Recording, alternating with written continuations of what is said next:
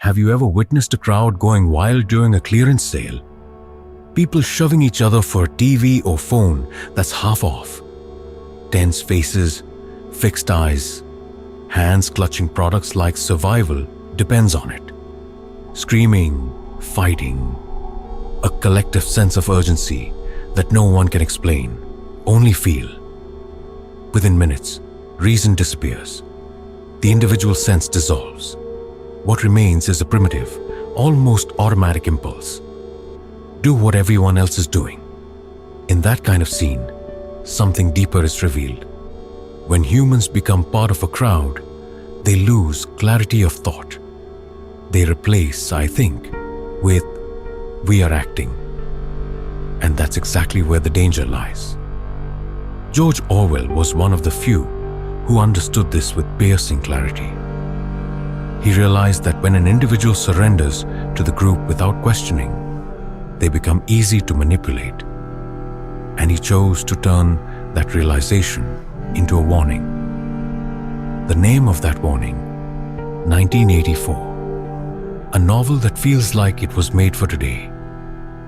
Not just about politics, but about collective psychology. How fear, the desire for acceptance, and the illusion of the greater good can turn an entire society into a compliant herd without anyone realizing it. Think about it. When you're part of a crowd, something strange happens. Your sense of self starts to blur. Your thoughts fade into the background. You stop being you. Instead, you become part of a single, unified force.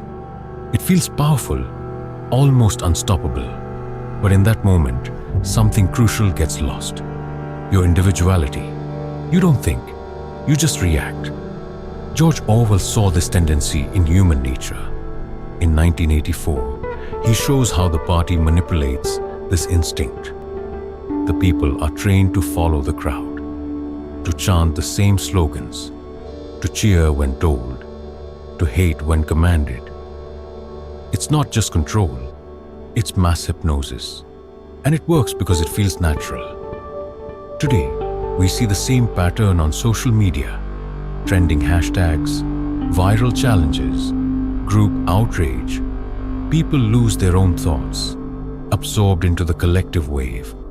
It's comforting to belong, but it's also dangerous, because once you stop thinking for yourself, you become easy to control.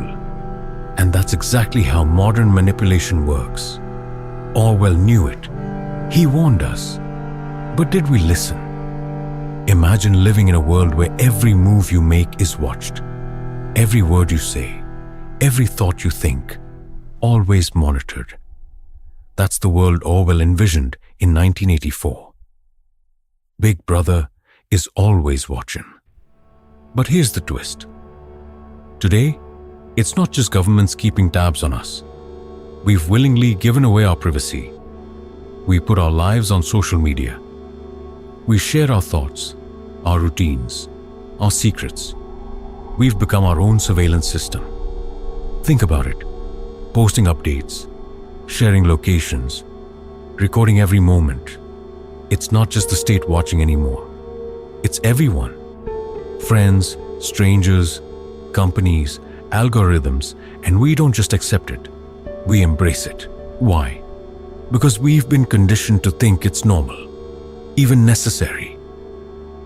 Orwell's fear wasn't just about surveillance itself. It was about how surveillance changes us. When we know we're being watched, we change how we act. We censor ourselves. We think twice before speaking. We start to watch ourselves. And that's when the real control begins. Because the most powerful kind of surveillance doesn't come from the outside. It comes from within. Imagine a world where certain ideas can't exist.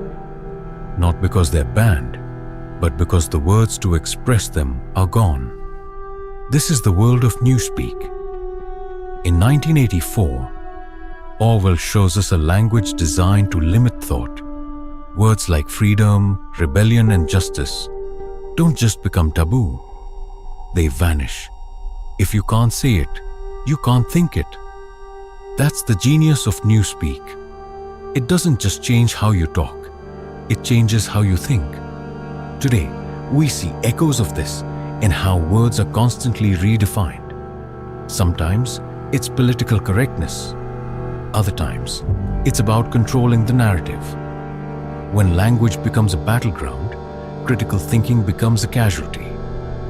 Orwell warned us, if you can't speak freely, you can't think freely. It's not just about censorship. It's about reshaping reality. Because if you can control language, you can control thought. And that's how minds are molded without anyone noticing. Think about this. Believing two contradictory ideas at the same time sounds impossible, right? But in Orwell's world, it's essential for survival. It's called doublethink, holding two opposite beliefs and accepting both as true. Like saying, war is peace, or freedom is slavery. The party needs this to keep control. When people accept contradictions without questioning, they lose their ability to resist. Today, we see echoes of this mindset. People defend things they don't believe in. They repeat slogans they don't understand. Why? To fit in, to avoid conflict. When truth becomes flexible, power becomes absolute. Orwell knew that once minds are twisted, controlling bodies is easy. And that's the danger of doublethink. It doesn't just break your spirit, it breaks reality itself. Big Brother isn't just a man. He's an idea that you're always being watched. A face that's everywhere, on posters, on screens, in your mind. He's more than just a leader. He's the embodiment of control. People don't fear Big Brother because he's powerful. They fear him because they believe he's always there. Watching, judging, waiting, this idea shapes behavior. Even when no one's watching, the fear of being seen is enough.